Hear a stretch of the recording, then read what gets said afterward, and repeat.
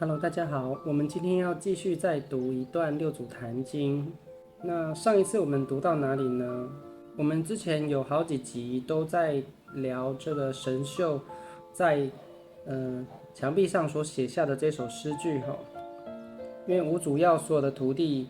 交一份作业嘛，从自己自信智慧当中呢截取灵感，透过文字化的方式转换成一种诗句。那神秀的诗句写出来了，但是他好几次都不敢去当面的交给五祖，他不确定五祖能不能够认可他的见解，所以他选择一种变通的方式，就是在五祖禅房旁边的走廊墙壁上写下这首诗句哦。那上次这首诗句就是身是菩提树，心如明镜台，时时勤拂拭，勿使惹尘埃。那这首诗句非常好，但是它似乎呢着重于在我们这个肉体上面的修炼哈，也就是修身还有修心这个部分。那我们前面的视频有引用了，就是刚好联想到《道德经》的宠入章、宠入若惊那个部分，贵大患若身哈。那我们就有提到说，宠入若惊的这种情境，就跟神秀呢，他作业写好了，可是他不敢面对五祖当面的给他的评判，说到底是过关还是没有过关，所以就是那种宠入若惊的心境，就是刚刚这种宠入若惊的心境呢，刚刚好就跟《道德经》里面所讲的内容是相呼应的哈，就是神秀的这样子的反应。那我们今天的内容就是呢，神秀呢，他回到房间之后呢，他就自己在那边想。今天这段内容讲的就是神秀他回房间之后呢，他自己心里所想的内容哈。他是这样想的，他想说呢，明天如果五祖起床之后看到他房门口墙壁上写的这首诗句，如果觉得很开心，觉得写得很好，很满意的话，那神秀就是会觉得说，那表示说我跟这个第六代祖师的这个心法真传是有缘的，那他就是会很开心说，哇，我有机会，就有点像我们比赛拿冠军一样，那时候我有机会拿到冠军了，就是很期待。但是他另外一方面又想说呢，如果五祖说呢，五祖说出口说这首诗写的不好，就是只要五祖开口讲了一言半语关于这首诗不好的话，神秀就会觉得说，那铁定是他自己本身还没有觉悟哈，还迷失嘛，还没有抓到重点。那他就说，那铁定是我累世的这个业障太深太重了啊，所以说我对修行的见解才没有办法得到五祖的认可哈。他就在想这些内容，就是说到底他是有机会呢，还是没有机会呢？他自己心里也不确定，然后就辗转反侧。他说圣意难测呢，就是想不通到底五祖是什么想的哈，没有办法去揣摩到底五祖的心思到底是认可还是不认可，也没办法说揣摩说这首诗句到底写得好还是不好，能不能过关他都不确定。就因为这样子的不确定，所以他一直无法将这个作业交出去哈。然后他就在房间里一直想啊，一直想啊，一直想啊，就睡不着觉。其实我们睡觉的时候很重要哈，一定是要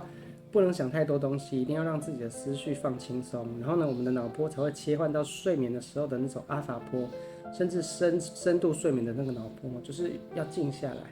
那其实呢，我们如果要觉察自己内在灵感的话，也是一样，我们的脑波必须要进入到比较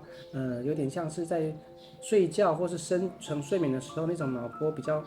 慢的状态。我们科学有研究嘛，清醒的时候跟睡眠的时候脑波是不一样的。对，那有些修行的人就是能够在清醒的状态下，但是将脑波给静下来。我们所谓的静，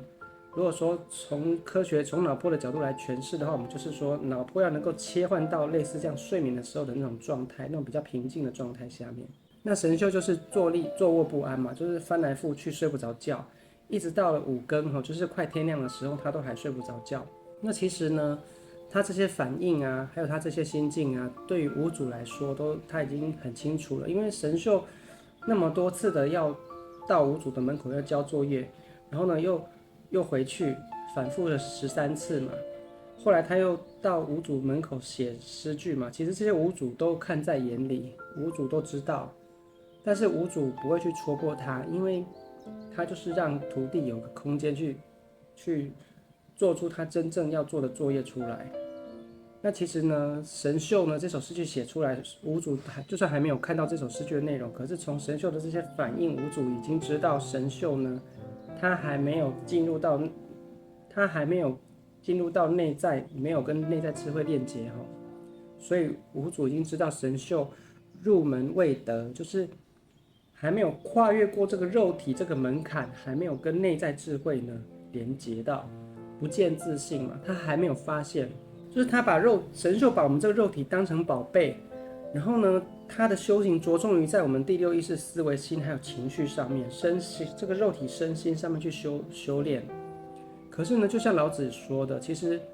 无爱此身，无患此身啊，就是说，我们就像我们一般大众一样，你看我们有这个肉体可以做事情，我们有头脑可以思考，很聪明，对不对？而且人类又是万物之灵。我们的聪明才智是比很多的动物还要厉害的。我们有发明文字，我们有工具，所以我们借助工具，我们借助机械，我们透过电脑，对不对？透过这些科技，我们就可以做很多事情。我们可以上山下海，飞天遁地。然后呢，我们透过这个聪明才智，我们是不是可以发明创造？我们可以赚钱，可以做很多事情。所以无爱此身，我们大家都很重视自己的肉体。很重视我们的聪明才智，我们都觉得说我们很厉害，人类很厉害，人定胜天嘛，就觉得自己非常厉害，然后觉得自己肉体非常的高级。可是呢，无爱此身，无患此身，就是的确我们肉体很高级，很厉害，所以我们人类反而太过于依赖这个肉体，而被这个肉体所限制了。我们就不知道说生命的更高的层次的生命呢，或是说。就像我们佛经里面告诉我们的人，还有一个内在的自性智慧存在。那我们太过于依赖肉体，还有我们的小聪明，还有我们的思维心，还有我们的情绪这些判断的时候呢，我们在这样子处理人情世故啊，处理各种事物啊，我们用我们的头脑去处理这所有的事情。我们将所有的注意力都放在表层意识的时候，我们就不容易发现到内在的灵感，不容易觉察到自性智慧的存在，因为自性智慧是非常隐微的。而释迦牟尼佛还有很多圣人菩萨，他们跟一般普通人最大的差别就是他们超越了肉体的局限，超越了思维心和情绪的局限，所以说他能够觉察到每个人有南北，佛性没有南北，每个人生而平等，就是我们内在有跟这个大智慧有一个连结，我们每个人都能够接收到自性智慧的引导和讯息，这是所有的诸佛菩萨来到世间想要告诉大家的重要的讯息，也是要让大家学会去开发内在的智慧。当我们去开发内在的智慧，并不代表我们要舍弃我们的表层意识和情绪，并不用的，它是相辅相成的。但是呢，是反过来的，就像用比喻来说的话，自信内在智慧呢，才是真正的君王，它是我们真正的智慧，也是我们生命力的来源。当这个自信智慧，我们的灵性离开这个肉体的时候，肉体就像一台车子失去了驾驶员之后，这个车子功能再好，性能再好，可是它不会动，因为它没有驾驶员。那当我们的自信智慧，当我们的灵性跟肉体链接的时候，就是有点像是 AI 机器人，你有主控的这个伺服器跟它连上线了，它才会动，这样子。那我们肉体呢？就像一个很精妙设计的一个躯体，你也可以当做是一台很高端的机器，头脑很聪明，肉体非常厉害。但是呢，如果灵性不在的时候呢，就像《坛经》后面也会讲到这个东西，它会讲到我们身体就像一座城堡一样，而这座城堡只是灵性来到这个世界上生活的时候暂时居住的地方。然后我们的眼耳鼻舌身意就像城门一样，去跟外界互通讯息。然后我们内在有个心，就是我们类似那个安卓或是苹果的那个作业系统一样。那最后还有个性，就是我们自性智慧，那才是真正的主人，生命真正本来面目。当这个生命真正本来面目存在的时候，跟肉体有链接的时候，我们就有生命力，就有智慧。但是当它离开的时候，我们的躯体就不能再运作了，是这样的概念。所以说，大部分的人我们都太过于重视无爱此身，无患此身。我们太过于重视肉体，还有我们的小聪明、思维心，还有情绪。我们很依赖这些聪明才智的优点，然后呢可以做很多事情，发展科技，发展文明。可是呢，我们同时也被肉体给限制，被肉体的一些祸患所限制。比方说，有的人想太多，烦恼很多，或是遇到情境得失、顺境、逆境，没办法去超脱，没办法去转念，或者是说人与人有了分别，去比较高低，在金钱啊、财富啊，或是名利上面去比较高低，或是在才能上面比较高低。然后呢，比较厉害的就觉得自我意识就很高，觉得自己很厉害，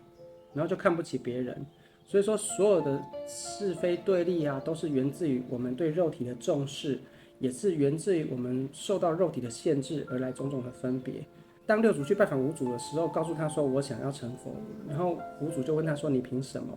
那六祖慧能就反问五祖说：“我们人虽然有南北之分，可是我们佛性是没有南北之分，大家都一样的。就凭借着这个本质，因为我能够跟这个内在智慧链接，所以我就能够修行成佛。”五祖就说：“你这个见解可以用。”所以后来呢，五祖就将六祖慧能这个弟子自心长生智慧嘛，将这个转换成一个题目去出题给所有的弟子，就说来，你们每个人取自内在智慧写一首诗句给我看看，看你们会不会做这个动作。如果你们会做这个动作的话，我就将第六代祖师的位置传承给你。那他已经知道慧能会做了，但是他其他的徒弟他不知道，所以他出这个作业。好，所以说今天这个进度就是说，神秀他修行的非常好，可是他毕竟还是着重在肉体身心层面的修行，就跟我们现在绝大多数的修行人，不管你是佛教还是任何宗教一样，我们可以看得到90%以上的修行人都是在肉体身心上面下功夫，他们一直要找这个内在智慧在哪里。可是当你越爱越重视这个肉体的时候，越不容易去觉察到自性智慧的存在，它刚好是两个不同频道的。所以当你重心都聚焦在表层意识的时候，你就不容易去觉察到隐微的地方。它刚好是两个不同的频道。佛家有个譬喻，就是乌云蔽日。自性智慧就像太阳，那我们这些种种的思绪、种种的思维，就像乌云一样。当你越着重于这些层面的时候，就像乌云密布一样，它越会遮盖了阳光。只有将这些乌云吹散、吹走，把它放在一边。我们的肉体身心呢，本来只是呢自性智慧的辅助一样，肉体身心就像宰相，然后呢自性智慧就像君王。君王有一个意志，有个内在有个灵感，透过宰相呢将它文字化，将它转换成具体的指令，去指派给文武百官去执行这些任务。所以君王它是一个灵感，它是一个自性智慧的一个源头。那宰相是辅助的，宰相呢截取到君王的意念之后呢，宰相透过文字化，透过他的思考，透过他的指派，透过他的逻辑分析呢，将这个君主的指令呢，君主的意志呢，去传达给文武百官，传达给天下的所有的百姓去执行。所以说，我们的思维心和情绪，它是一种辅助工具，而不是主人。但是我们一般人都把它当作主人。那当你想想看，如果宰相变成主人的时候，那就变成像什么一样？像这个君王变成像傀儡皇帝一样，然后呢，变成其实是宰相在治理国家。那这样这个国家的就已经这个纲领就已经混乱了。那这个国家最后就没有。我们一般的讲说，君主是有天意、有天命的，他是自性智慧是源自于我们的源头嘛，我们是截取到源头的灵感来做事情。那如果说宰相开始不听源头的指导，他按照他自己的小聪明去治理国家的时候，这时候国家的运作和方向就会开始偏离这个道了，偏离真理了。所以说就会开始出现很多问题。刚开始的时候，他会觉得他很聪明，觉得他做的事情有成效，这是短期的成效而已。但是当你所做的事情违背大自然、违背整个天地的规律的时候，久而久之，它就会开始产生问题、弊病还有副作用出来。然后这个时候呢，他再用其他的方法去治理，用其他方法去修正，可是越修正永远都是不圆满的。就像有时候西医治病一样啊，他想要杀的是细菌，可是连正常健康细胞也杀死了，就产生很多的副作用。所以弄来弄去都比不上先天的身体好。我们身体本来先天是有自愈能力的。那如果说以中医啊，或是说以我们传统的思维的话，就是说，去帮助身体的自愈能力去发挥起来，它自然而然就能够把疾病去除。可是西医不走这样的思路，它就是用一种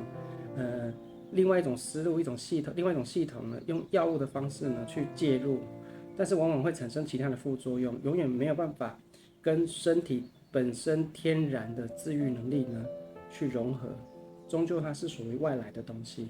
所以像我们回到我们修行来讲也是这样，有时候外求，就是透过很多外在的一些有为法，就其实那都是头脑想出来的，透过外在的法来修行，最后终究是没有办法融入自然而然，没有办法跟自性智慧融合。所以说六祖坛经为什么有讲一句话，唯传见性法，出世破邪宗，就是说你只要意识没有进入到内在智慧，没有跟内在智慧链接的话，所有的外在的这些有为法，这些你想出来的方法，最后都没有办法入门，没有办法真正的融会贯通。所以最关键的还是要跟自性智慧链接，然后用自性智慧当主人，然后呢，将我们的第六意识和情绪当作宰相。这种主，一个是主，一个是次，一个是主要的，一个是辅导的，用这样子的纲领出来了，正确的顺序出来了，你做所有事情自然而然就会符合真理哈。所以六祖也说过一句话，他就说不是本心，学法无益嘛。就是说这些方法就相当于这些宰相的政策，它是一种辅助的东西。但是你如果不知道本心，不知道这个君主他对于这个政策最初的用意和目标是什么，那你只是去宰相去施行很多的政策，施行很多的施政方针，去做很多的事情，并不是真正能够对这个国家有益的，因为你不知道君主真正要做的是什么。所以不是本心，学法无益。就像我们如果不能跟内在智慧链接到的话呢，我们只是用表层意识，就像神秀的身是菩提树，心如明镜台，时时去服侍，勿使惹尘埃。可是你终究还是不知道到底我们生命的意义和方向是什么。你只是去保护这个肉体不要受到污染，但是有时候什么是污染，什么不是污染，也分不清楚。因为其实我们对我们肉体的这种执着和这种产生的种种善恶是非的分别，这本身就是一种污染，在我们的潜意识当中，这就是一种执着和污染。所以佛家有一个譬喻说，认贼为子，其家财宝终不成就，就是把一个小偷误以为是自己的孩子，然后要将自己的财宝传承给这个小偷，那最后呢，财产能不能够累积呢？铁定没办法累积的，因为认错对象了。所以我们这个身体呀，就像六贼，无爱此身，无患此身，眼耳鼻舌身意就像六贼一样，就这样譬喻。那我们如果将我们修行的重心寄托在这个身体身上，那就好像认贼为子一样。我们家的财宝你要传承给一个小偷，那最后这个家族的财富能不能够积累呢？铁定被小偷给亏空了嘛，所以最后终究是不能成就的。所以六祖才说不是本心，学法无益。你分不清楚什么是真主人，什么是宰相，然后你让宰相来当皇帝，然后真正的主人变成傀儡，被放在一边，不去重视他的意见，那最后整个国家久而久之会不会出问题？铁定就偏离方向了，因为宰相他只是自己按照自己的想法来治国而已，他并不是能够跟天意连结的，所以最后呢，他受限于一个小我个人的格局，终究是看不到整体的大方向，最后就会出问题哈。好，所以我们今天讲的这一段哈，就是说五祖透过神秀的这种种反应，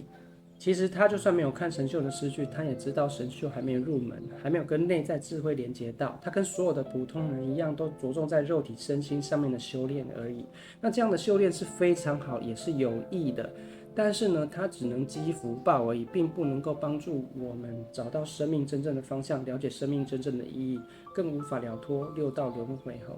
这是后面会提到的内容。所以说，后面五祖给神秀的诗句的评价就是说呢，按照这样的诗句，修身修心是有大利益的，但是呢，它最后的结果是怎么样呢？免堕恶道，就是你能够得到福报，避免落入恶道，但是不能够了脱生死轮回，只能在善道。比方说呢，来生缘嘛，然后后面会提到啊，就是今世修行在修身修心上面所种下的福报，来世也许能够继续当人，继续能够修炼，这样慢慢的去修。但什么时候能够解脱，还是一个问号。就这样，所以这是很残酷的东西。那五祖知道神秀的状态是这样，所以后面呢，五祖其实他会做一个动作，就是他知道神秀竟然不敢面对这个结果嘛，所以说五祖就是会夸奖他，他会说这首诗句很好，让所有的徒弟呢去礼拜这首诗句。那这样子的话，神秀才会承认说这首诗句是他做的，那五祖才有机会再去给神秀引导，说你有什么地方要改善的。如果五祖在所有的徒弟面前批评这首诗句的话，神秀就连承认都不会承认，他会否定说这首诗不是我做的。那这样子五祖就没有机会去引导他往更高的层次去引导了。所以说五祖也是很有智慧的，他知道人的心性，所以他会用鼓励的方式。那我们明天再去聊这个部分的内容。那我们今天就先读到这边喽。好，那我们今天就先读到这边喽。那我们就明天见喽，拜拜。